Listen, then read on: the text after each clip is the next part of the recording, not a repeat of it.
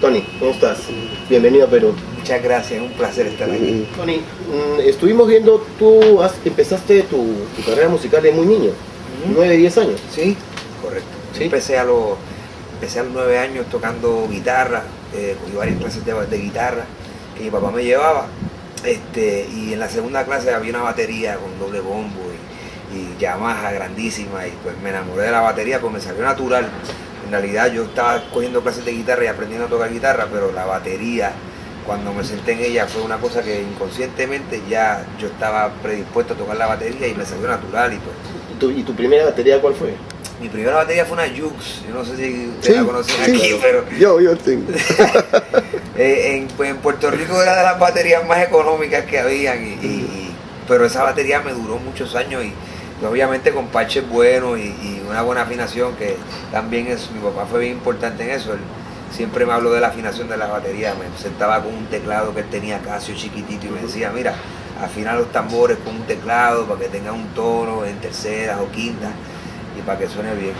Y pues con el tiempo yo iba a ingresar en una de las escuelas de música de Puerto Rico más conocida, que es la Escuela Libre de Música, pero en aquel entonces pues no me aceptaron por cosas de la vida, porque pues obviamente yo entré en un momento que no había cabida para bateristas, porque yo entré para 9º grado y supuestamente tenía que entrar en 6º grado.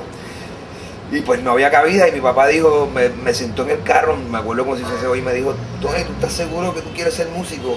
Si tú quieres ser músico, nos vamos a ir de Puerto Rico. Porque pues en Puerto Rico no había más que esa escuela y lo otro era estudiar en escuela pública, que ya yo llevaba 2 años estudiando en escuela pública y yo iba de mal en peor. Y pues decidimos mudarnos a Orlando, Florida, y ahí pues me fue increíble porque pues ahí tienen programas de música, de marching band, tienen programas de jazz, tienen programas de música clásica, viajábamos, teníamos un propio instructor de percusión y era buenísimo, que se llama Todd Layton, que me enseñó un montón de cosas, de técnicas súper importantes que hasta el día de hoy todavía son de las cosas que yo siempre trato de explicar a la gente, de la técnica de la batería y eso, y del instrumento. Y pues ahí estudié ahí, después regreso a Puerto Rico y de Puerto Rico estuve 2 años y me gané una beca para estudiar en Berkeley y me fui a Berkeley en el 99 y estuve ahí hasta el 2003, y en el 2003 decidí irme de Berkeley sin terminar porque pues empecé a trabajar y yo siempre fui músico en realidad. Desde chiquito pues mi papá fue músico de la calle, la mayor experiencia de nosotros fue más de tocar, de tener experiencia tocando con músicos. No fue tanto teórico, yo no soy un músico tan teórico en realidad, soy un músico más de la calle, de tocar, de qué es lo que requiere el guiso, y de experiencia de tocar con diferentes personas. Y pues decidí irme de Berkeley, no terminé, y me fui para Nueva York, y en Nueva York pues hice 1000 cosas con 1000 artistas de jazz, música creativa, lo que lo quieras llamar, pop, porque empecé también con Ricky Martin en el 2005, ya viviendo en Nueva York, pero antes de eso trabajé con Claudia Acuña por 2 años, que es una cantante chilena de jazz buenísima, mucha fusión y muchas cosas bien chéveres. También de eso pues hice un montón de cosas de salsa con Alfredo de la Fe, que de hecho Alfredo de la Fe fue el guiso que me trajo a Nueva York. Después de lo de Ricky, cuando entró con Ricky en el 2005, eso fue una casualidad bien loca, porque fue que aparentemente había un baterista en el grupo que por cosas de la vida no podía hacer la gira después de estar ensayando, y yo entré porque el sonidista de la casa, que me conocía desde que tengo 17 años, porque en Puerto Rico también yo tocaba con un montón de artistas ya a los 17, profesionalmente en Puerto Rico, trabajé con un cantante joven, se llama Michelangelo, hice cosas con Yolandita Monge, que es una cantante de Puerto Rico, hice un montón de cosas de Latin Jazz en Puerto Rico, de hecho hicimos homenaje a Cachete, a Giovanni, yo desde pequeño siempre tocaba profesionalmente en Puerto Rico, y pues de eso pues ya me conocían en el ámbito, y el sonidista de la casa, Coco Martínez, que todavía trabaja con Ricky, fue el que me recomienda en una situación bien difícil, que se encontraban sin baterista, y Waldo Madera, que era el baterista, estaba trabajando con Juanes, y ahí fue que yo entro, y yo acababa de llegar, yo recibí una llamada un martes a las 7 de la noche, acabando de llegar de Chile con Claudia un lunes, y me llamaron y me dicen, mira, si puedes montarte en un avión, gracias, me dicen, mira, si puedes montarte en un avión mañana para que audiciones si te quedas en la banda, pues ven preparado a quedarte, si no, pues te regresamos esa misma noche. Y yo dije, bueno, pues está bien. Y pues llegué el lunes de Chile, el martes recibo la llamada, me preparo y el miércoles a las 7 de la mañana tuve que coger un avión para Miami. Y gracias a Dios me quedé porque de verdad que no me quería volver a regresar después de esa noche, otro vuelo más, ya estaba ya cansado. Pero fue una locura porque entonces llego miércoles a Miami, ensayamos miércoles 6 canciones. Que en realidad yo conocía el repertorio de Ricky es puertorriqueño, yo soy puertorriqueño y pues eso está inconscientemente y yo lo conocía mucho del repertorio, se me hizo bien sencillo, la audición fue bien fácil, tocamos las canciones y chévere. Lo difícil de que hizo de Ricky es que hay mucha percusión, hay mucho ritmo percusivo, hay mucho break de percusión. Ricky le encanta la música brasilera y hay mucha influencia de percusión. Y pues es bien difícil para los bateristas que no conocen y pueden fusionar todas esas cosas, porque pues tú tienes que tocar pop, rock, tiene que ser fuerte, preciso, tienes que saber tocar con una secuencia, con un clic. Eres la fundación de un show de 2 horas, tú no paras de tocar, tienes que tocar duro. Y encima de eso también tocas pues mucha cosa latina.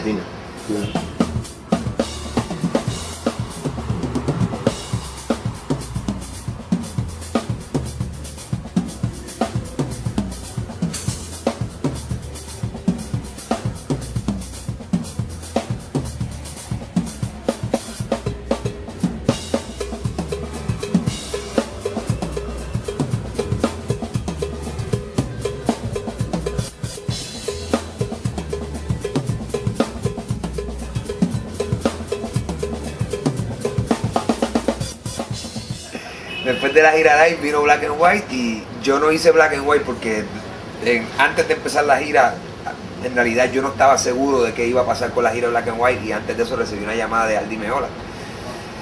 Y pues decidí hacer la gira de Aldi Meola porque pues sucede que uno siendo músico, una vez pues necesita un reconocimiento musical. Porque pues la gente a veces piensa, no, que él es baterista de pop, o él es baterista de jazz, te encasillan.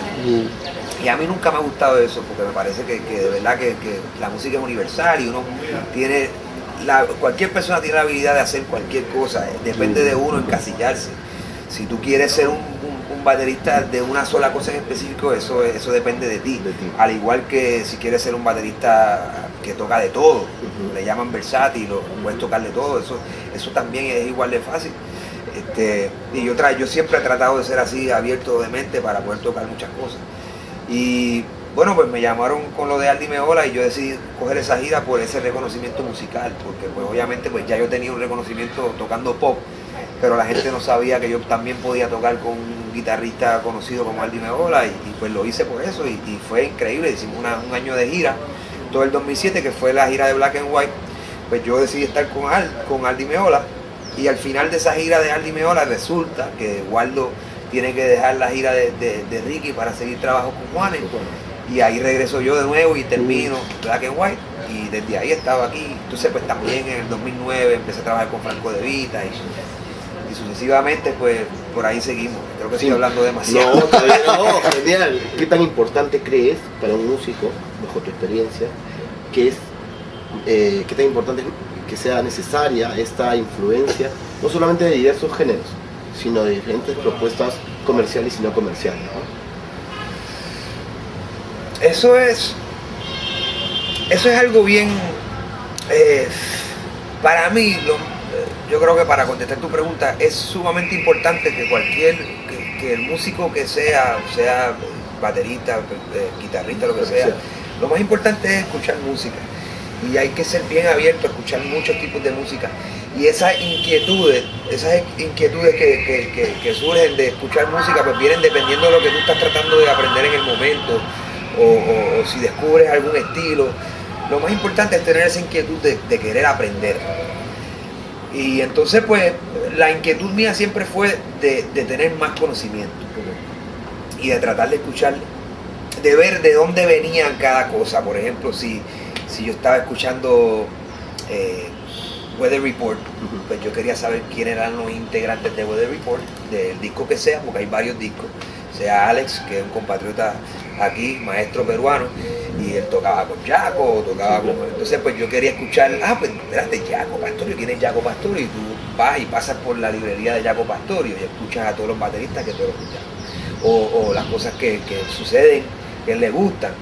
Y después pues, pero entonces pues déjame chequear a este otro músico que, ¿entiendes? Y poco a poco... Esa actitud de investigar qué hay detrás de... Porque hay una historia. Claro, lógico. Hay una historia y para mí eso es lo más importante, porque ahí es que está todo el conocimiento y el enriquecimiento en la historia de esto, de dónde viene una cosa y cómo surgen las otras ideas y cómo los músicos llegan a otras cosas. Bueno, y ahora es mucho más fácil con el tema tecnológico, ¿no? Sí, antes de repente era un poco más difícil. Yo me crié, yo creo que en esa última generación que yo tenía un televisor de esos de 13 canales que daban vueltas así y en casa no había ni internet ni nada de eso. Claro. Yo tuve internet en mi casa a los 17 años, 16, 17 años. Y yo me crié con video de cassette de VHS. VHS. O Betamax. Betamax no, yo tenía VHS. VHS, porque en casa mi papá pudo comprar una máquina y teníamos un VHS y yo tenía amistades de mi papá que eran aficionados bateristas y me llamaban y me decían, Tonito, mira, tengo un video aquí de tal, ¿cuál te gusta? Me gusta Dennis Chambers, pues mándamelo para acá, te lo voy a enviar, o me gusta Buddy Rich. Y yo de hecho, yo aprendí a tocar con el video de Serious Moves de Dennis Chambers. Ese fue el primer video que yo vine a ver cuando tenía como 11 años. Y yo me sentaba en una almohada y yo practicaba en una almohada como Dennis Chambers, porque ese era el video que tenía, y yo hacía todo lo que él hacía. ¿Te sabías el video de arriba abajo? De arriba abajo, todo. Yo me sabía los solos de John Scofield, de todo el mundo en el video, de Gary Granger, todas las muecas, todo. Mencionaste algo que es para nosotros inevitable poder dejar de preguntarte. ¿Qué tal tu experiencia con el cajón peruano? El cajón peruano, pues, en mi crecimiento musical, sucede que cuando me mudo para Florida, porque yo honestamente le soy bien sincero a todo el mundo aquí del Perú, a mí no me gustaba la música afrocaribeña, a mí no me gustaba la salsa, a mí no me gustaba nada de eso. Yo no era fanático de la salsa desde pequeño, a mí siempre me gustó la música americana, me gustó el rock. Pero cuando yo me voy de Puerto Rico, resulta que me encuentro desnudo porque no sabía quién era.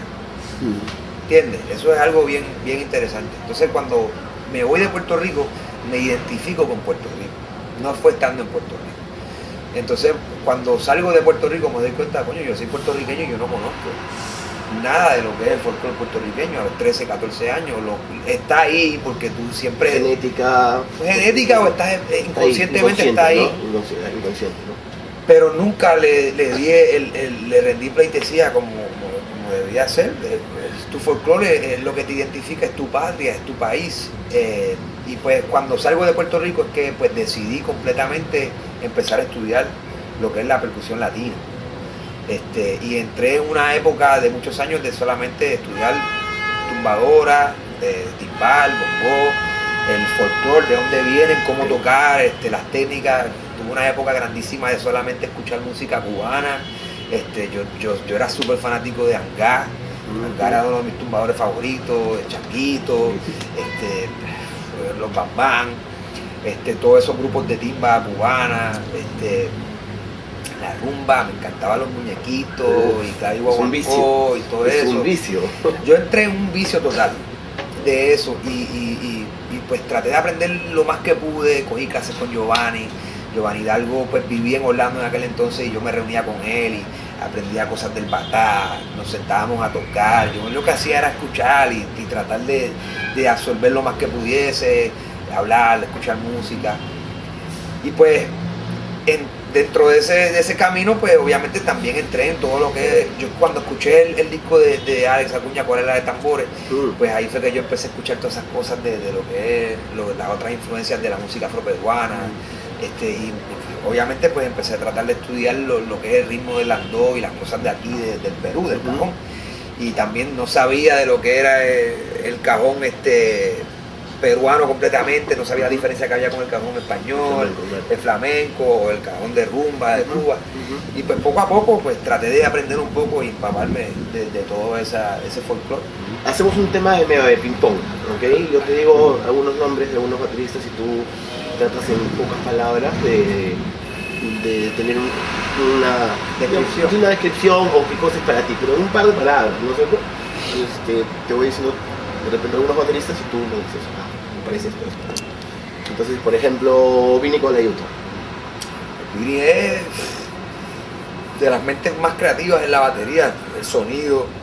Para mí Vinny lo más importante es el sonido, el control, la creatividad que toca, la música y la facilidad, y es un lector de primera.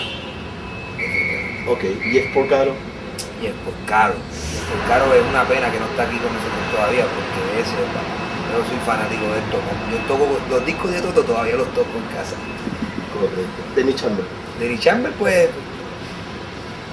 la fuerza, el sonido y la tranquilidad. Es como que a mí lo más que me gusta de Denny Chamber es eso, que él toca la batería como si estuviese, es totalmente con una facilidad y hace unas cosas que tú dices de dónde tiene 4 manos o algo así. Dave Weckl. Dave Weckl es el científico raro. Yo tuve una época que me gustaba mucho Dave Weckl, pero poco a poco, por alguna razón, no soy, ya hoy en día lo respeto mucho porque él creó unas cosas increíbles, pero hace mucho que no escucho mucho de Dave Weckl, pero para mí Dave Weckl es el maestro científico que es más técnico de todo. Giovanni Álvarez. Giovanni, papá, Giovanni es un genio, es una persona que es un genio. Vino a este mundo a cambiarlo todo. Giovanni es el Buddy Rich de la percusión. Como cuando antes de Buddy Rich y después de Buddy Rich, antes de Giovanni Hidalgo, después de Giovanni Hidalgo. Cambió toda la fase de la percusión. Alex Acuña.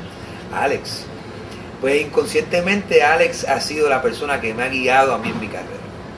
Alex pues, fue uno de esos percusionistas, bateristas que tocaba percusión y incorporaba todo, y es una persona que es súper musical, y eso siempre ha sido una de las cosas más importantes en lo que yo hago, es ser musical, ser buen músico y tocar de todo, porque es conocimiento.